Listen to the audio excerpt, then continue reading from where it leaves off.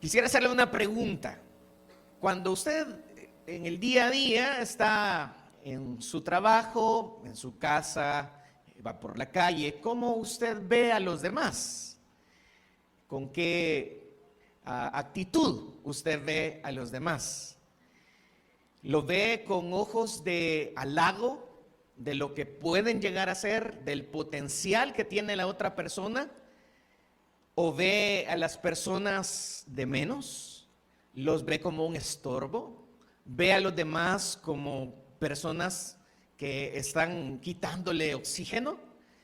¿Ve a los demás como personas que a saber qué se creen? ¿A saber quién les dijo que eran aquí y allá? ¿Con qué lentes los ve? ¿Cómo ve usted a los demás?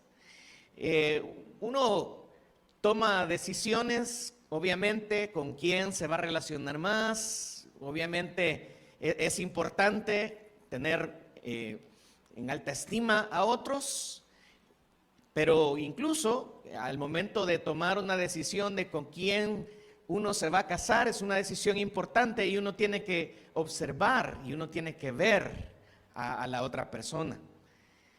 Yo creo que si pudiera describir cómo veo a mi esposa, yo me describiría como una señora en una boda viendo toda la noche el centro de mesa que me quiero llevar.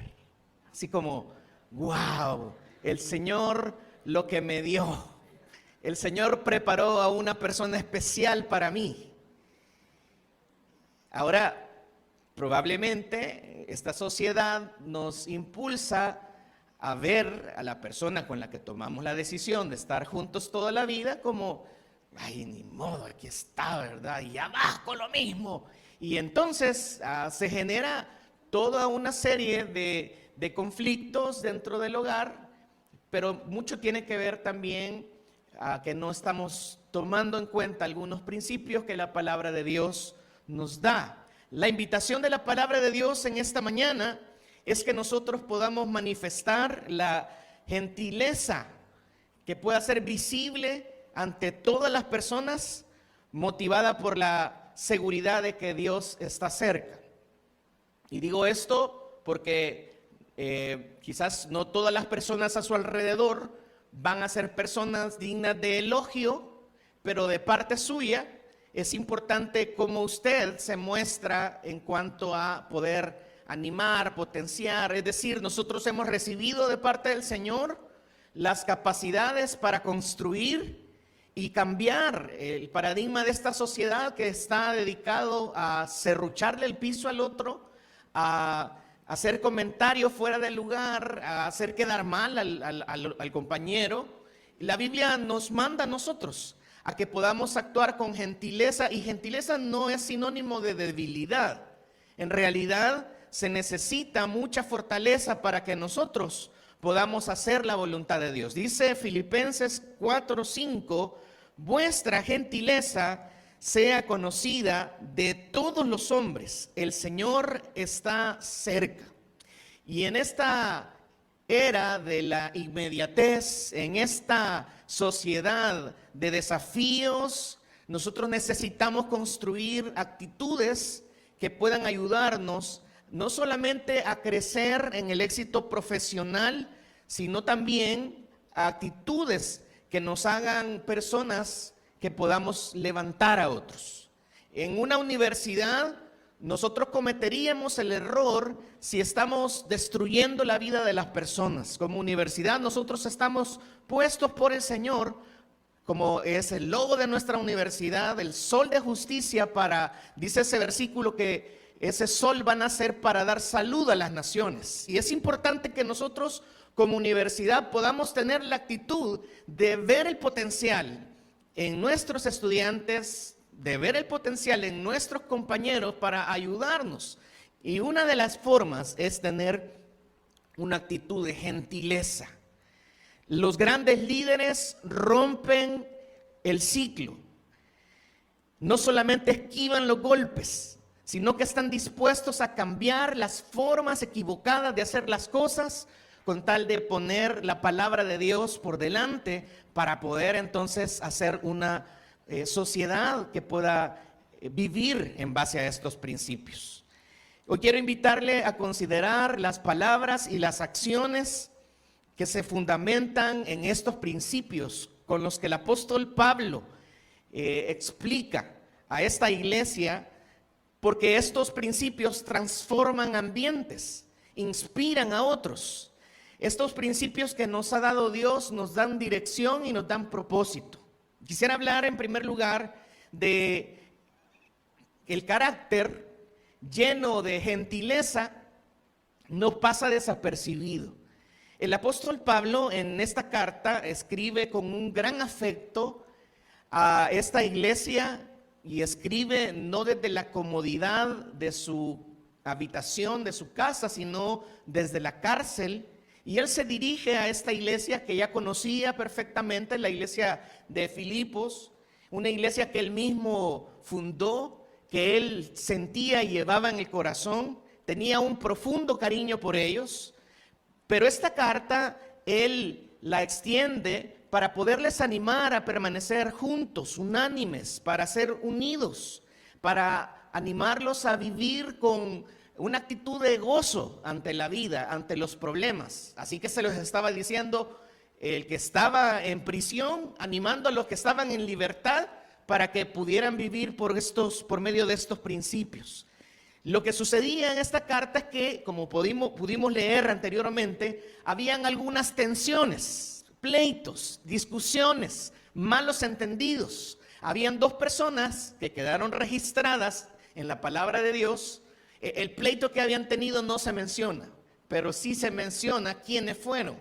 Y usted pudo leer anteriormente que hablaba Pablo de que le estaba pidiendo, le estaba rogando, en el versículo 2 dice, a Evodia y a Síntique que fueran de un mismo sentir en el Señor. Algo había pasado y les estaba animando a que pudieran llegar a solucionar el conflicto que había pasado entre ellas. Es algo normal, los conflictos suceden, no pensamos igual, pensamos distinto, somos personas distintas y siempre van a haber algunas dificultades, algunas diferencias. Pero Pablo les está diciendo, ustedes tienen que ser de un mismo sentir. Les está animando a que la amabilidad y la bondad de ellas pudiera ser evidente aun y cuando ellas pudieran tener desacuerdos. Quizá la pregunta para nosotros es que cuando nosotros tenemos discrepancias, somos de aquellos que ya estamos listos para sacar el armamento para ver qué argumento le voy a tirar a esta persona para que vea con quién se está metiendo, que no se está metiendo con cualquier persona. Somos de aquellos que estamos listos para hacer quedar mal y vos estás pensando eso. ¿En qué mente cabe? No, hombre. Y comenzamos entonces, y luego el problema se vuelve a tratar de atacar a la persona, ya queda en un segundo plano lo que causó el problema, y entonces nos subimos las mangas, listos para podernos pelear.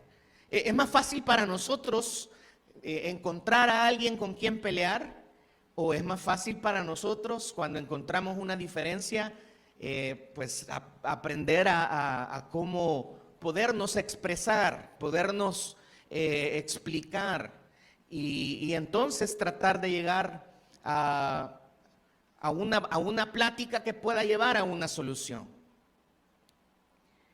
Esta porción a mí me encanta muchísimo porque esto es parte de la vida diaria, es algo sumamente práctico.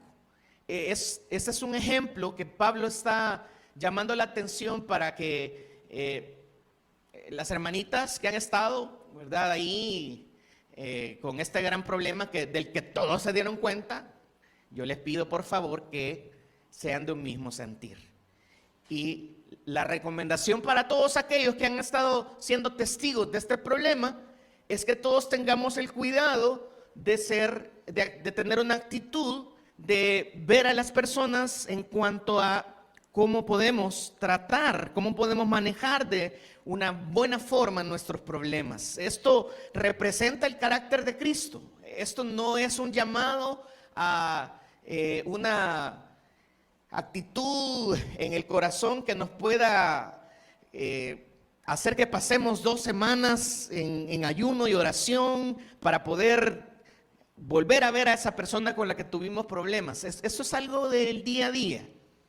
En realidad, no estoy poniendo de menos que surgen problemas difíciles y complicados.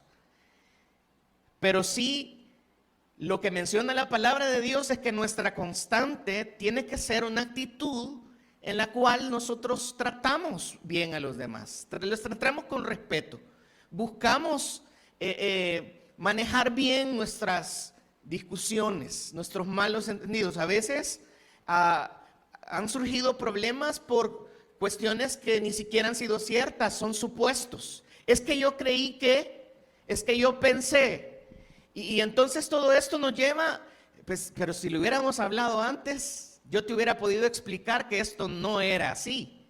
Pero en lugar de hablar con la persona, comenzamos entonces a hablar a hacernos de nuestro propio ejército, de nuestro propio séquito, para que también compartan que me han herido el corazón a mí.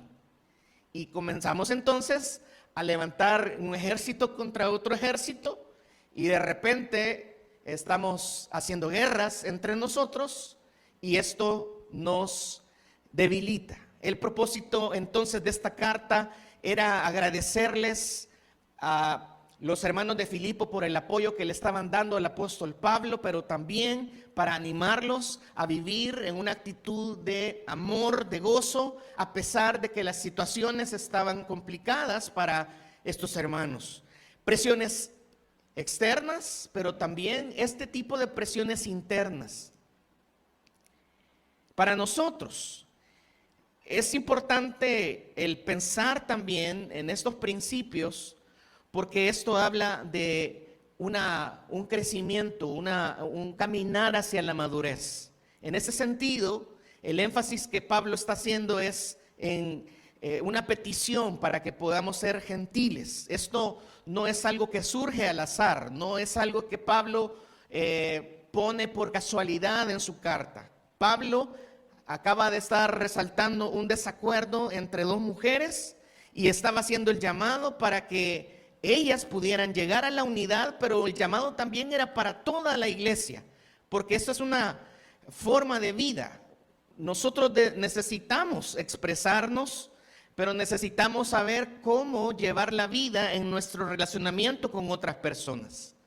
La palabra gentileza quizás tendría más sentido si pudiéramos pensar en una persona que actúa de manera ecuánime, una persona que está dispuesta a avanzar, aunque eso implique que hayan ciertas cosas que tenga que perder. A veces necesitamos perder ciertas cosas con tal de ganar a una persona, la amistad de una persona. A veces necesitamos nosotros pensar que no siempre tenemos la razón, que no siempre nosotros somos los que tenemos la verdad y que somos falibles, que podemos fallar. Pero a veces yo creo que muchos estamos comprometidos con que yo aquí, cuando digo lo que digo, lo digo porque sé lo que digo. Yo aquí, yo aquí he venido a hablarles y ustedes escucharme a mí, porque yo tengo la razón. Y en cualquier reunión, la última palabra siempre la voy a tener yo. Pero nosotros necesitamos ceder con grandeza, aun y cuando nosotros tengamos el derecho de arrasar. Porque no se trata de imponernos, se trata de ceder, siguiendo el ejemplo perfecto de nuestro Señor Jesucristo. Es no tener la tendencia de estar buscando pelear por cada detalle que sucede, sino que nosotros tenemos que pensar en cómo podemos hacer que la otra persona pueda crecer. No podemos dominar o modificar o incidir directamente en lo que la otra persona piensa o siente o cree.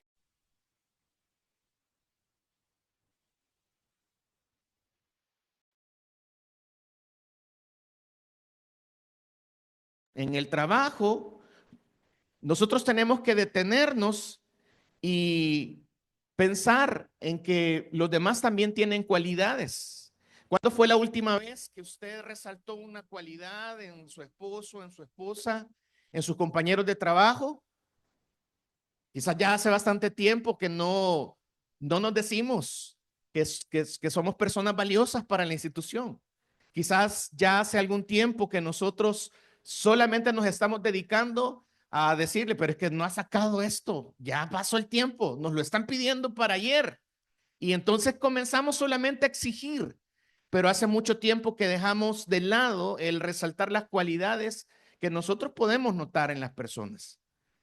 Creo que nosotros necesitamos cambiar nuestra narrativa. Necesitamos transformar las críticas destructivas en observaciones constructivas que sean enfocadas en que la otra persona pueda crecer. ¿Qué pasaría si en nuestra oficina cada uno de nosotros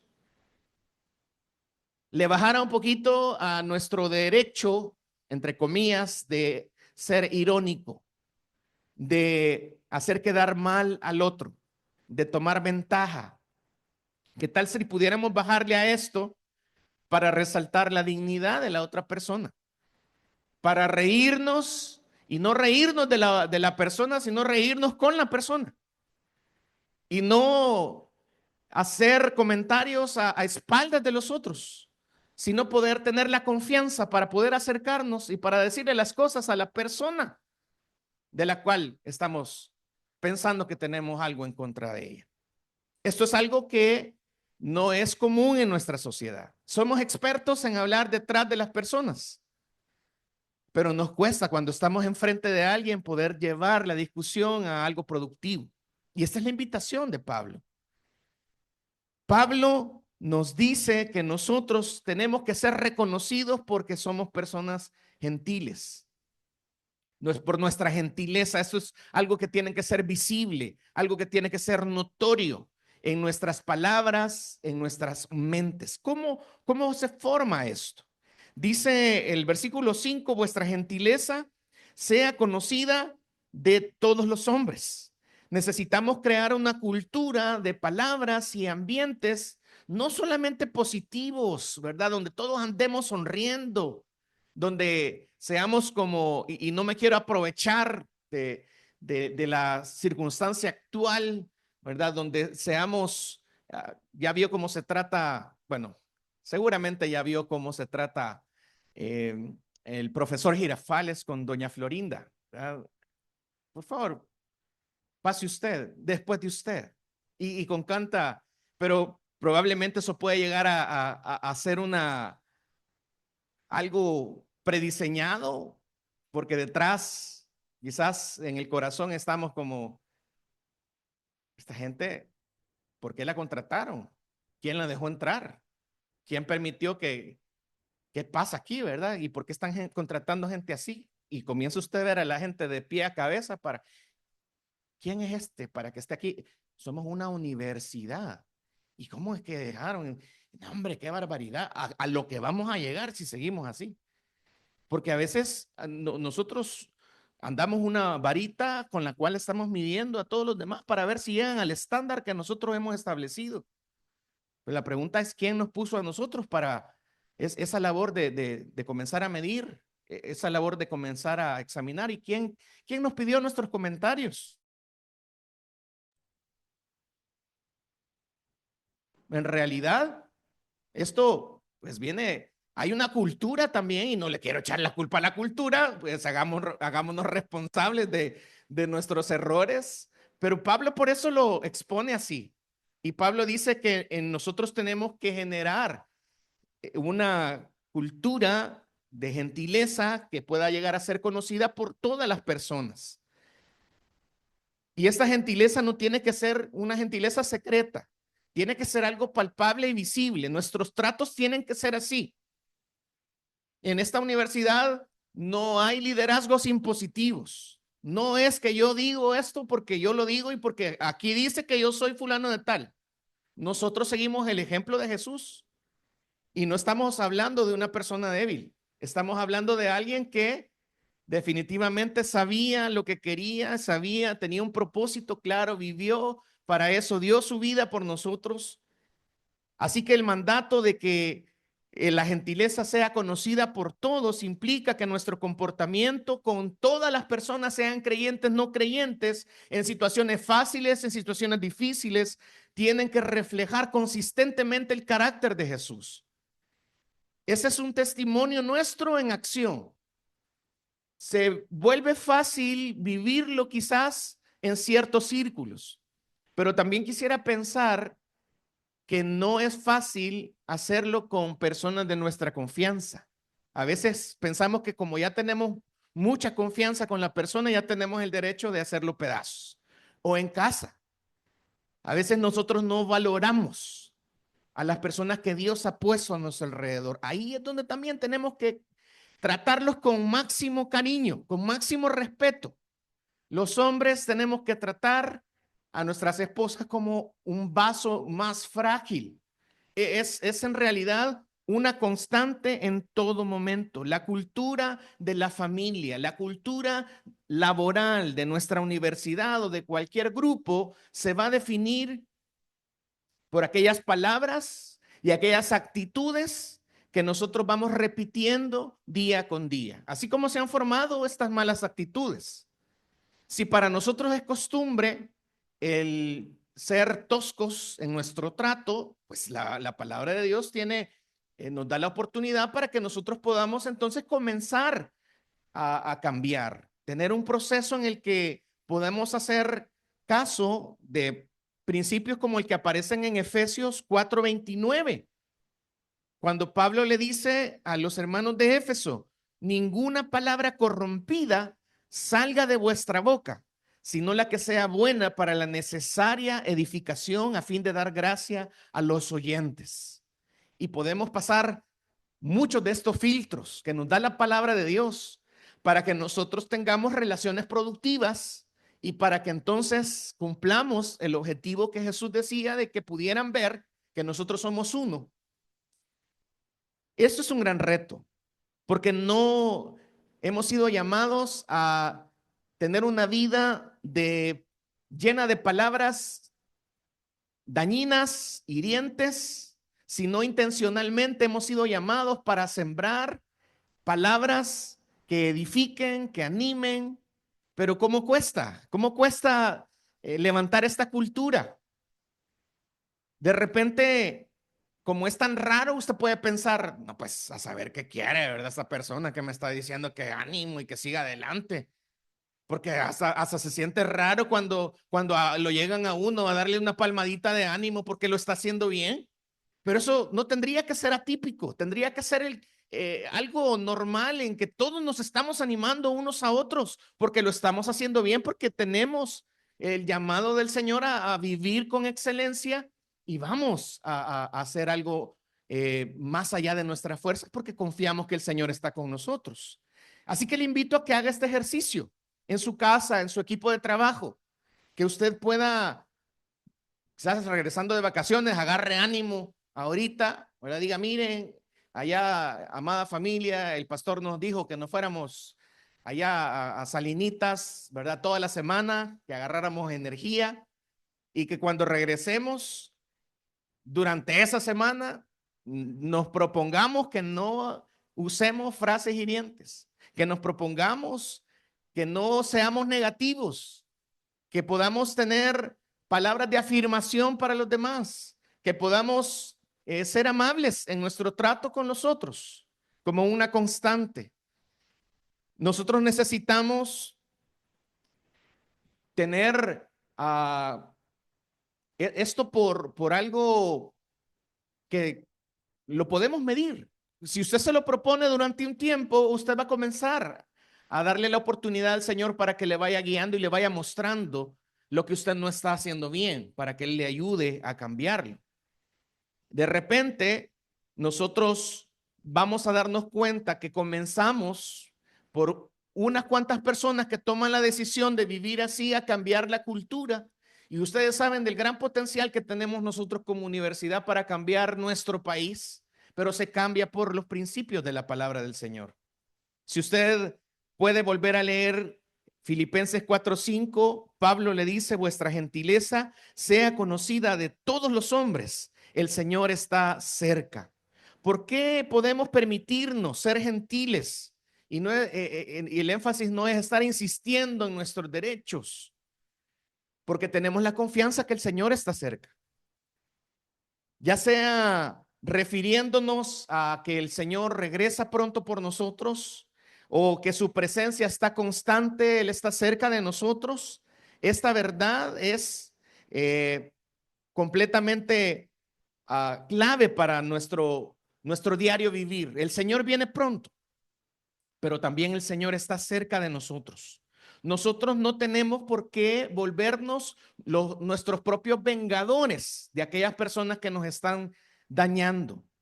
No tenemos por qué volvernos jueces, nuestros propios salvadores ante la injusticia que pueda estar haciéndonos una persona.